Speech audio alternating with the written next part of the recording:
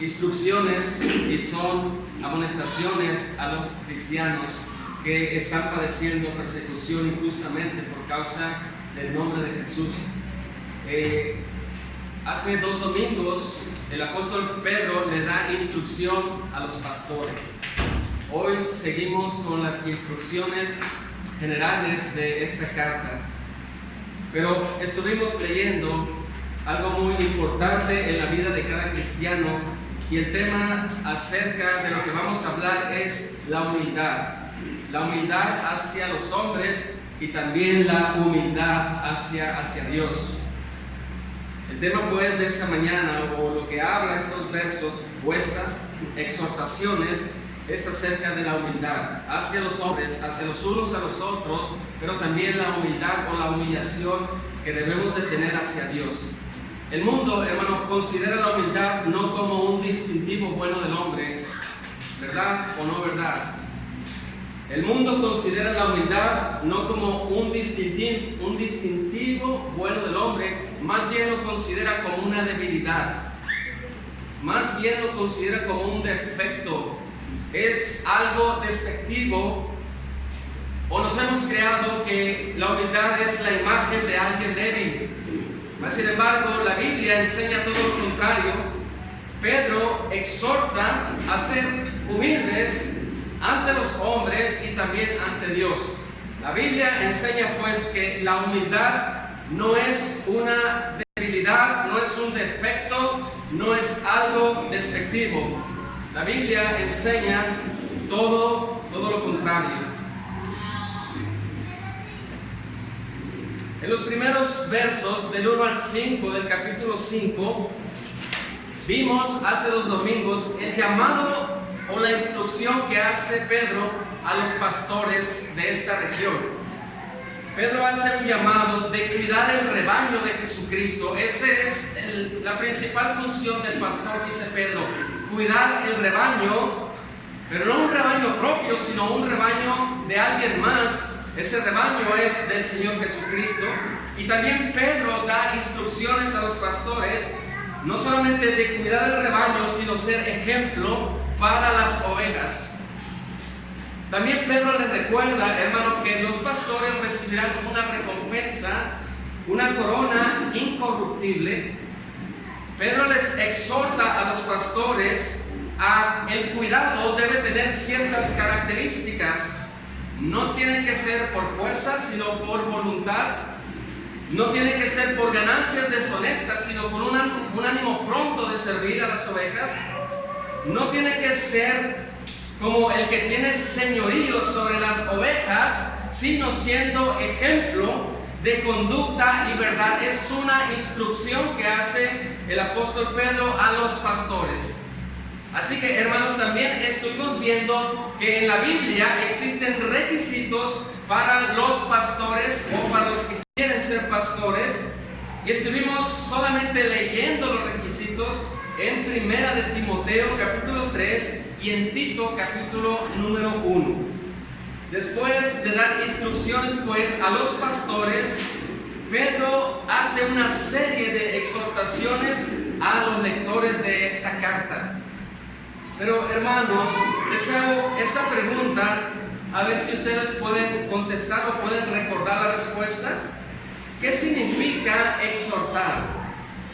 ¿Qué significa exhortar? Básicamente, o en un lenguaje sencillo, hermanos, exhortar significa pedirle a una persona con razones o con ruegos que haga o que deje de hacer alguna cosa o que deje de pensar en alguna cosa. Una exhortación pues es una petición con buenas razones o con ruegos para que las personas dejen de actuar como están actuando o dejen de pensar como están pensando.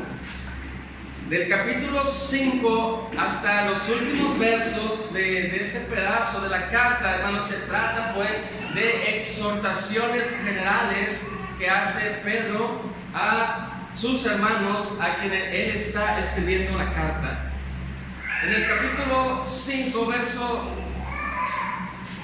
5, pues iniciamos con la primera exhortación que Pedro hace hace a un grupo que Pedro lo cataloga o lo llama a los jóvenes. A los jóvenes. Dice el verso 5: igualmente, jóvenes, están sujetos a los ancianos, y todos sumisos unos a otros, revestidos de humildad, porque Dios resiste a los soberbios y da gracia a los humildes.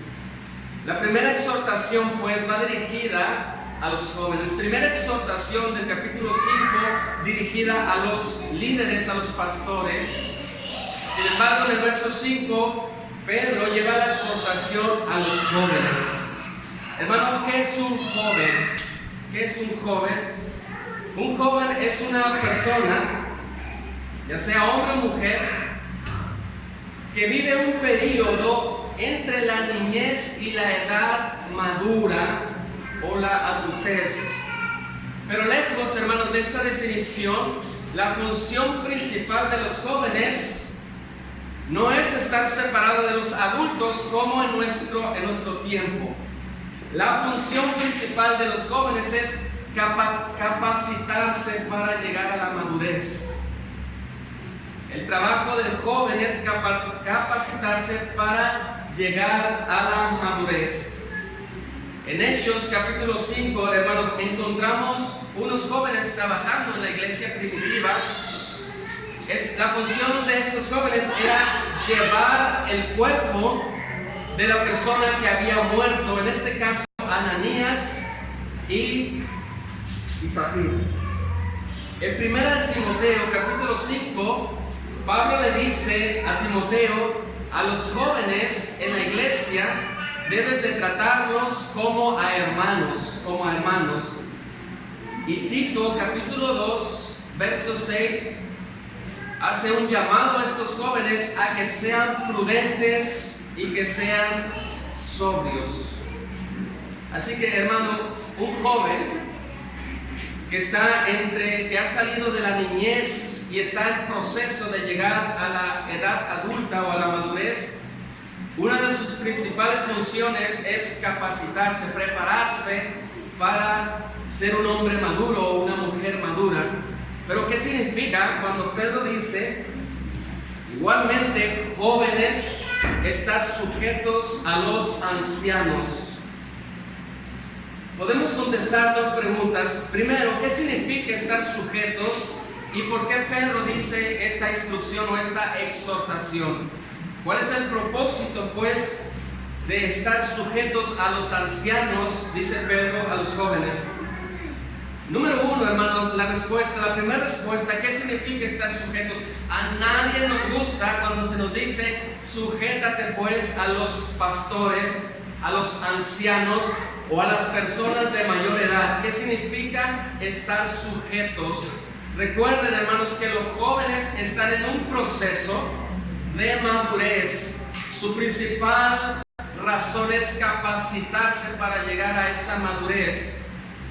Pablo les dice a los jóvenes: sean prudentes, sean sobrios, puesto que no son maduros todavía los jóvenes, pero están en ese proceso. ¿Qué significa pues estar sujetos? Hermanos, tiene que ver con la obediencia. Pedro les dice a los jóvenes: ser obedientes a sus pastores. Hermanos, la palabra someterse significa ponerse debajo de alguien por voluntad propia. Someterse para que esto funcione, para que el orden funcione en una iglesia o en una familia, tiene que, hermanos, ser bajo voluntad propia. Así que someterse es pues ponerse debajo de alguien. Simplemente, hermanos, Pedro les dice a los jóvenes: reconozcan el orden justo que Dios ha establecido, en este caso al liderazgo espiritual de los pastores. Pedro les dice a los jóvenes: en su proceso de madurez ustedes tienen que reconocer el orden que Dios ha establecido. En este caso, Dios estableció pastores en las iglesias, y Pedro dice: jóvenes, ustedes que están en ese proceso de capacitación para llegar a ser líderes en la iglesia, para llegar a ser líderes en los hogares, Pedro les exhorta a que se pongan bajo la supervisión de los pastores, pero también no solo a los pastores, como dice, sino también a los hombres de avanzada edad. Es algo muy particular, hermanos, que los jóvenes en el día de hoy no muestren respeto por las personas adultas o las personas de mayor edad, puesto que no han entendido pues la exhortación que hace Dios de estar sujetos a sus mayores. Pero hay un propósito, hermanos. No solamente es el mandamiento, la exhortación de estar sujetos, sino que tiene un propósito. La respuesta, hermanos, de este propósito tiene que ver con la definición de ser jóvenes. El joven se está capacitando año tras año, día tras día, para poder ser un hombre, una mujer madura. Pero ¿cómo va a poder lograr esa capacitación si se separa de los ancianos? Si se separan de los hombres que tienen experiencia y, el peor de los casos, si no se acobijan bajo la sombra del liderazgo de los pastores. El propósito que dice Pedro en este verso, hermanos, es para que ellos aprendan de la obediencia y de la humildad de los ancianos. No es cualquier mandamiento. Pedro les dice: ustedes sométanse o estén sujetos a los ancianos, a los hombres de mayor edad, porque ustedes van a aprender de ellos lo que ustedes necesitan, y los jóvenes necesitan aprender de los adultos, de los pastores, la humildad y la madurez. En nuestros días, en las iglesias que comúnmente conocemos nosotros, los jóvenes están siendo adoctrinados por jóvenes y no están siendo aconsejados por hombres de experiencia. Todo lo contrario a lo que dice Pedro en este pedazo de la carta, puesto que los jóvenes deben de capacitarse, hermanos, para ser líderes de la iglesia y también líderes del hogar. Pero la exhortación no solamente va para los jóvenes, sino la exhortación a la humildad va para todos, Dice más adelante en el texto: está sujetos a los ancianos, y todos, incluye todos, sumisos unos a otros. Y aquí viene el mandamiento para general: revestidos de humildad, porque Dios resiste al soberbio y da gracia al humilde. El mandamiento para la humildad, hermanos, es para todos, no solo para los jóvenes. ¿Qué significa pues esta palabra de revestidos de humildad? Hermanos, investigando en la cultura griega, los esclavos ataban a sus ropas unos delantales o ciertas prendas de color blanco para distinguirse de los hombres libres. Revestidos era una prenda que se ponían los esclavos para distinguirse de los hombres libres. Pedro llama, hermanos, a atarse o ponerse a la conducta diaria del cristiano una prenda que es la humildad.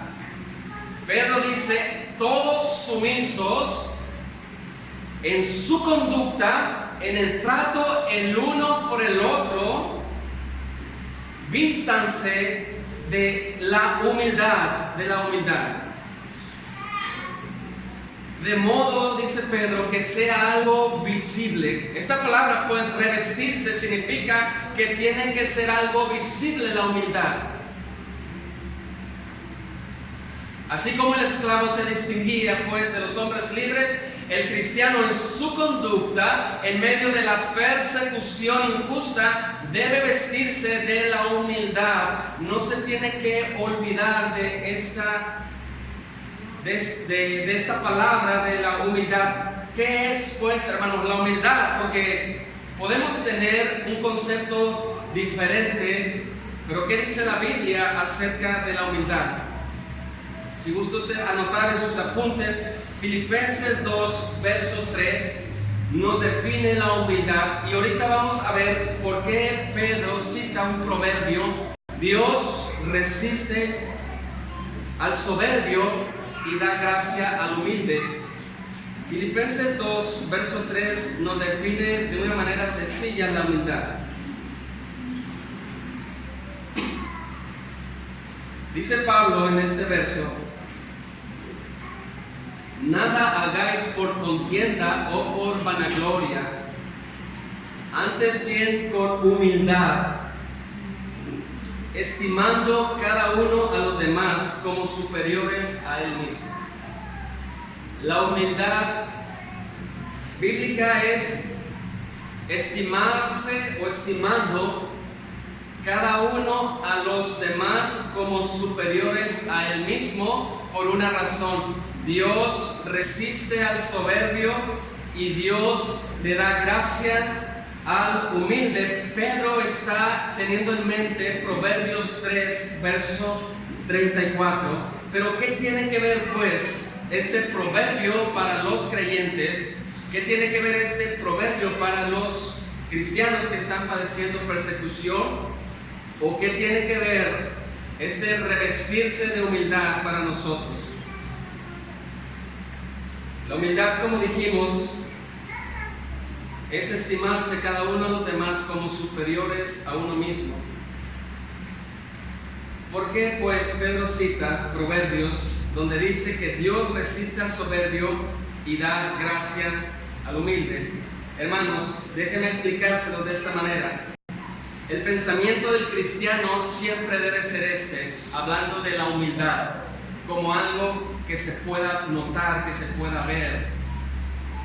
El pensamiento, pues, del cristiano es nada es y nada posee o tiene a no ser por la gracia inmerecida. El pensamiento del cristiano siempre debe ser nada soy y nada poseo a no ser por la gracia que Dios me ha impartido o la gracia inmerecida. Atribuirse alguna cosa o posición a uno mismo sería, hermanos, como estar robándole a Dios, y el peor de los casos sería como ser un adversario para con Dios. Dios resiste al soberbio, Dios se opone al soberbio, pero le da gracia al humilde. El pensamiento del cristiano, hermanos, siempre en el tema de la humildad debe de ser nada soy y nada poseo a no ser por la gracia de Dios. Tener un pensamiento contrario, hermanos, es dejar de ser humildes y es empezar a cultivar la soberbia. Y la soberbia es un pecado. Si ya definimos, pues, que Pedro les dice no solamente a los jóvenes, sino a todos en general: vístanse de esta prenda, la humildad. Nadie tenga un concepto de sí mismo mayor que el que es. Y todo es por gracia. Pero, hermano, ¿qué es un soberbio? Puesto que Pedro lo menciona en este proverbio, el soberbio es aquel hombre o mujer que tiene un sentimiento de superioridad. Aquel que se cree superior frente a los demás, aquel que tiene una actitud de desprecio hacia los demás, y esto es pecado, la soberbia. La soberbia es pecado y no es algo muy natural, hermanos. La soberbia es un distintivo, pues, de los hombres moralistas. La soberbia. El problema del hombre hacia Dios es el pecado, es la rebeldía, es la soberbia, es la falta de humildad. La soberbia. Y para citar, hermanos, o poner un ejemplo más claro, vamos a leer todos juntos Romanos capítulo 2, Dios resiste al soberbio y Dios da gracia al humilde. El problema principal del hombre, pues, es el pecado, es la rebeldía, es la soberbia, es la falta de humildad. Se sienten superiores a otros, y como vamos a ver en Romanos, capítulo número 2,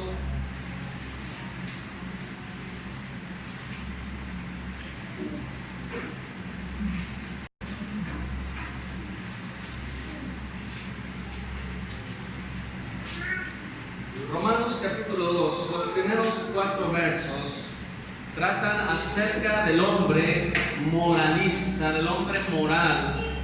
Podemos decir, hermanos, que el hombre moral es un hombre altamente soberbio. El hombre moral, el moralista, el que se siente superior a otros, el que juzga los pecados de otros y no ven sus propios pecados. Dice Romanos capítulo 2, los primeros 4 versos: por lo cual eres inexcusable, oh hombre, quien quiera que seas, tú que juzgas, pues en lo que juzgas a otro, te condenas a ti mismo. Porque tú que juzgas, haces lo mismo. Mas sabemos que el juicio de Dios contra los que practican tales cosas es según verdad. Y piensas esto, oh hombre, tú que juzgas a los que tal hacen y haces lo mismo, que tú escaparás del juicio de Dios. O menosprecias la riqueza de su benignidad, paciencia y longanimidad, ignorando que su benignidad te guía al arrepentimiento. En estos 4 versos, hermanos, el apóstol Pablo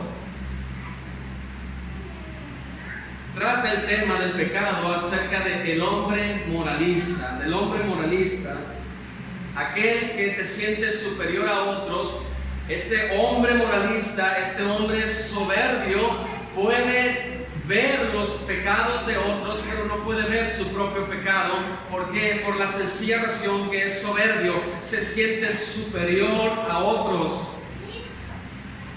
Y Pablo le dice, tú que juzgas, haces también lo mismo. Y le hace una pregunta en el verso 3, ¿escaparás del juicio de Dios? ¿Qué pecados juzga el hombre soberbio? ¿Qué pecados juzga el pecador moralista? En el verso 18 del capítulo 1 son los pecados que el hombre moralista juzga. Dice el verso 18 del primer capítulo, porque la ira de Dios se revela desde el cielo contra toda impiedad e injusticia de los hombres que detienen con injusticia la verdad. Porque lo que de Dios se conoce les es manifiesto, pues Dios se lo ha manifestado. Verso 20, porque las cosas invisibles de Él, su eterno poder y deidad, se hacen claramente visibles desde la creación del mundo, siendo entendidas por medio de las cosas hechas, de modo que no tienen excusa. Pues habiendo conocido a Dios, no le glorificaron como a Dios, ni le dieron gracias, sino que se envanecieron en sus razonamientos y su necio corazón fue entenebrecido. Profesando ser sabios, se hicieron necios y cambiaron la gloria del Dios incorruptible en semejanza de imagen de hombre corruptible, de aves, de cuadrúpedos y de reptiles, por lo cual también Dios los entregó a la inmundicia en las concupiscencias de sus corazones, de modo que deshonraron entre sí sus propios cuerpos, ya que cambiaron la verdad de Dios por la mentira, honrando y dando culto a las criaturas antes que al Creador, el cual es bendito por los siglos. Amén. Por esto Dios los entregó a pasiones vergonzosas, pues aún sus mujeres cambiaron el uso natural por el que es contra naturaleza. De igual modo también los hombres, dejando el uso natural de la mujer, se encendieron en su lascivia unos con otros, cometiendo hechos vergonzosos hombres con hombres y recibiendo en sí mismo la retribución debida a su extravío. Y como ellos no aprobaron tener en cuenta a Dios, Dios los entregó a una mente reprobada para hacer cosas que no convienen, estando atestados, verso 29, estando atestados de toda injusticia, fornicación, perversidad, avaricia, maldad, llenos de envidia, homicidios, contiendas, engaños y malignidades, murmuradores, detractores, aborrecedores de Dios, injuriosos, soberbios, altivos, inventores de males, desobedientes a los padres, necios, desleales, sin afecto natural, implacables, sin misericordia, quienes habiendo entendido el juicio de Dios, que los que practican tales cosas son dignos de muerte, no solo las hacen, sino que también se complacen con los que practican. Hermanos, en Romanos, en esta carta, acabamos de leer los pecados que el hombre soberbio, el hombre moral, juzga y ve claramente a los demás, pero no puede ver sus propios pecados. Y Pablo les hace la pregunta a los hombres moralistas, a los hombres soberbios, a los que no son humildes, les dice: ¿ustedes creen que escaparán del juicio de Dios? La respuesta es: no podrán. Dios resiste al soberbio, Dios le da gracia al humilde. Mas sin embargo, hermanos, pero ahora, dice también Romanos, se ha manifestado la justicia de Dios. Pero ahora se ha manifestado la justicia de Dios, y la muerte y vida de Cristo trajo por lo menos dos grandes beneficios a nuestra vida. ¿Hay salvación para los hombres moralistas? Sí hay salvación. La muerte de Cristo, hermanos, fue el sustituto perfecto.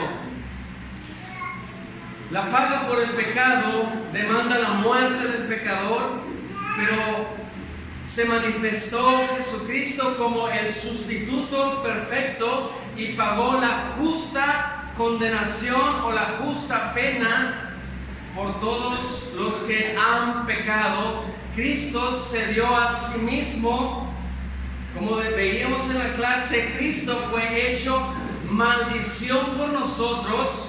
Cristo fue el sacrificio que Dios proveyó para que su justicia fuese satisfecha. Aunque Cristo nunca pecó, hermanos, Él siempre es y será el hombre perfecto que cumplió la perfecta justicia de Dios. Los beneficios que Cristo trajo al hombre pecador es la sustitución perfecta como sacrificio, y también, hermanos, es la vida recta que nosotros jamás pudiéramos haber vivido. Hay salvación para el hombre soberbio, sí la hay, y está en Jesucristo. El hombre soberbio, el hombre moralista, necesita la justicia de Dios y se llama Cristo. Para el hombre moralista, para el hombre soberbio que no puede ver su pecado, que ve el pecado ajeno, Dios le manda que se arrepienta y que crea en Cristo, que crea en el Evangelio, que deje de resistir pues a Dios, que se arrepienta de sus pecados y que crea en el Evangelio. Y para los cristianos, hermanos, Pedro dice: vístanse pues de humildad, no se les olvide pues lo que significa ser humildes. Si tenemos salvación, no es por méritos propios, sino por gracia. Si poseemos lo que poseemos, no es por méritos propios, sino que es por gracia. Hermanos, para terminar con el verso 5, Pedro les dice: no se les olvide de la posición en la que se encontraban y en la posición en la que ahora en Cristo se encuentran. Revístanse pues de humildad, pero una humildad que sea visible. En el verso 6 encontramos la otra exhortación: humildad ante Dios. Humildad ante Dios. Vimos pues la exhortación a los jóvenes y a los generales a ser humildes ante los hombres. En el verso 6 está la humildad ante Dios. Dice el verso 6: humillados pues bajo la poderosa mano de Dios, para que Él os exalte cuando fuere tiempo. Hermano, ¿qué significa que Pedro les diga a los cristianos: humíllense ante la mano poderosa de Dios? Como decíamos al principio, puesto que muchos cristianos estaban padeciendo injustamente persecución, ellos fueron tentados a tomar justicia propia y abandonar su confianza en Dios. ¿Qué significa pues que ellos se humillen bajo la mano poderosa de Dios?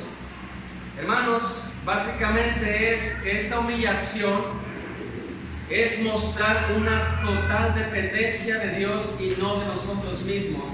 En medio de esa persecución, en medio de la prueba, el cristiano, Pedro le dice al cristiano que se humille, que dependa en absoluto de Dios y no de sí mismo.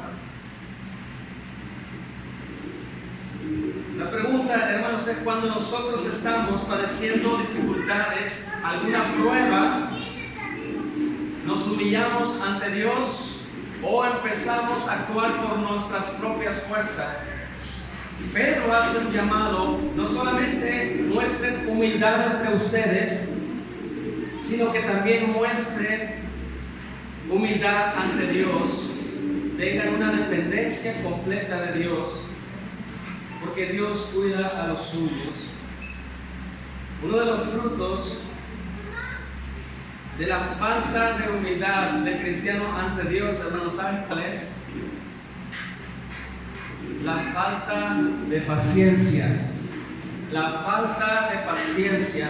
Cuando tú tienes pruebas, problemas, y tú no te estás humillando ante la mano poderosa de Dios, el fruto que tú tendrás es falta de paciencia, puesto que no estás reconociendo que Dios tiene control de tu vida y que Dios, o que tú dependes absolutamente de Él y no de ti. Estos cristianos que se humillan reciben de Dios exaltación. Depender en la prueba totalmente de Dios. El cristiano recibe victoria, hermanos, y sobre todo cuando el Señor Jesucristo regrese.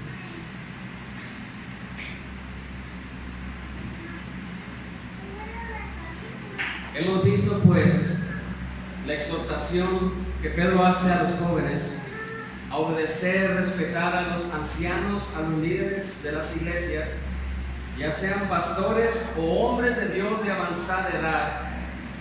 También Pedro hace un llamado general de vestirnos en nuestra conducta de la humildad, una prenda importante en el cristiano. Vimos también, hermanos, que lo contrario de la humildad es la soberbia, el creerse superior a otros, y que es un pecado que distingue al hombre no regenerado, que siempre está viendo el pecado ajeno, pero nunca puede ver el pecado propio. Son los hombres moralistas que conocemos, o los hombres soberbios que conocemos, pero también para ellos hay esperanza. La justicia de Dios, la esperanza para ellos es Cristo, es su salvación, es Cristo. Y para finalizar, hermanos, tenga usted cuidado con la falsa humildad.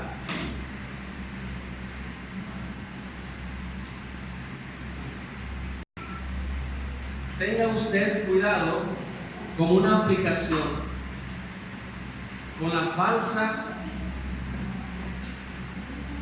humildad o la falsa religión.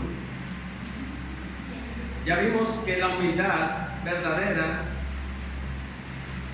es la que la misma palabra define: todo lo que eres, todo lo que tienes, todo lo que sabes,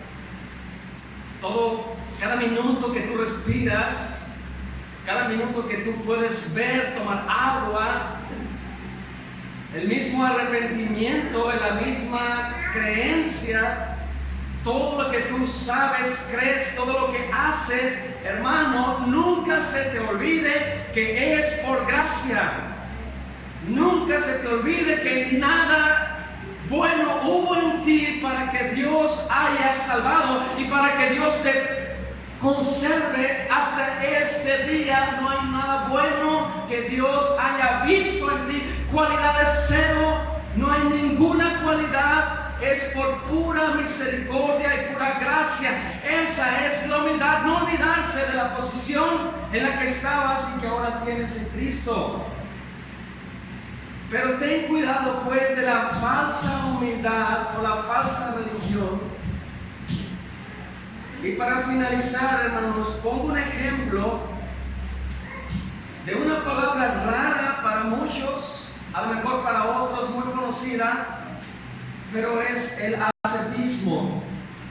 El ascetismo, según el diccionario, hermanos, hablando de esta falsa humildad, es la doctrina religiosa o filosófica que busca por lo general purificar el alma, pero por medio de negarse a los placeres materiales o abstenerse de algún bien material, etcétera, todo lo que se le pueda venir a su mente.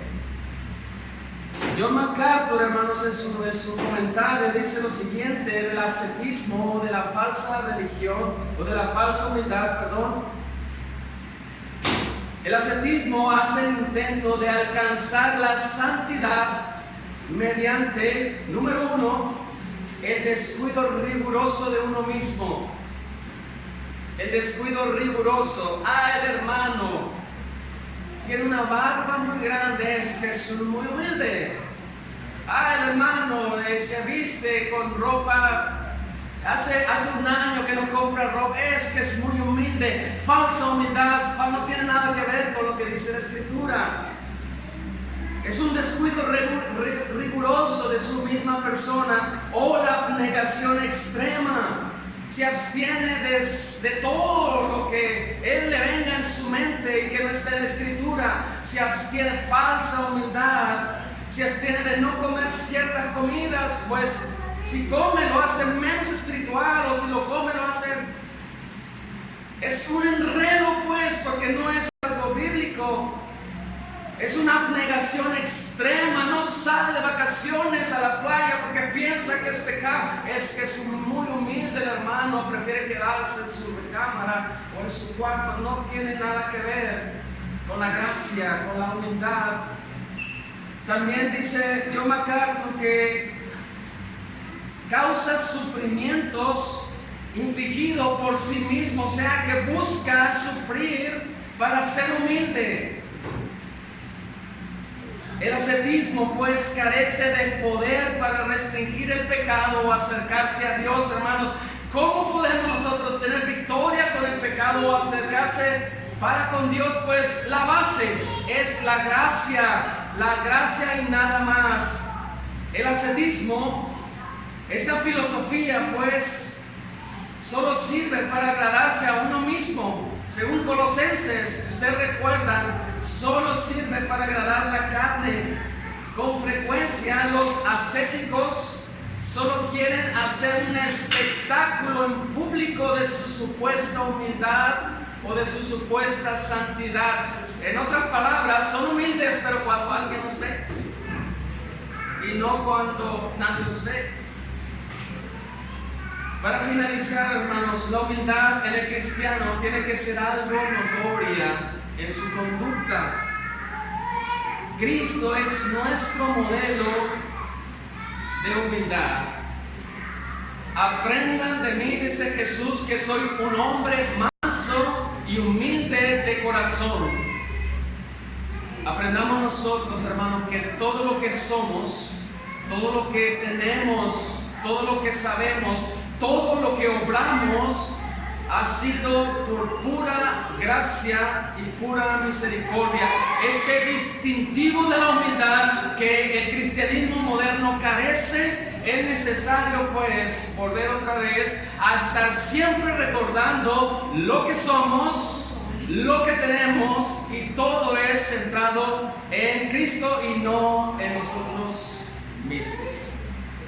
Pedro hace el llamado a los jóvenes a que respeten el orden establecido, que sean humildes los jóvenes, que dejen de ser soberbios, que dejen de ser altivos, que dejen de ser irrespetuosos, que se acerquen a los pastores, que se acerquen a los hombres mayores para que aprendan de ellos lo que es la humildad y la madurez. Y Pedro hace un llamado a toda la iglesia: vístanse de la humildad por una gran razón. Dios resiste siempre al soberbio, pero le da gracia al humilde. Oremos a Dios. Gracias te damos, nuestro Dios, por tu palabra que acabamos de leer. Pedimos que usted pueda perdonar o nos perdone como hijos que somos.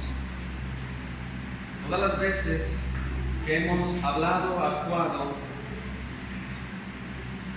sin pensar en la humildad. Gracias te damos porque tenemos un hombre que es nuestro ejemplo a seguir, el Señor Jesucristo. Nadie de los que estamos en este lugar tenemos algo por nosotros mismos o por nuestros logros, sino que todo es por ti, todo es por tu gracia.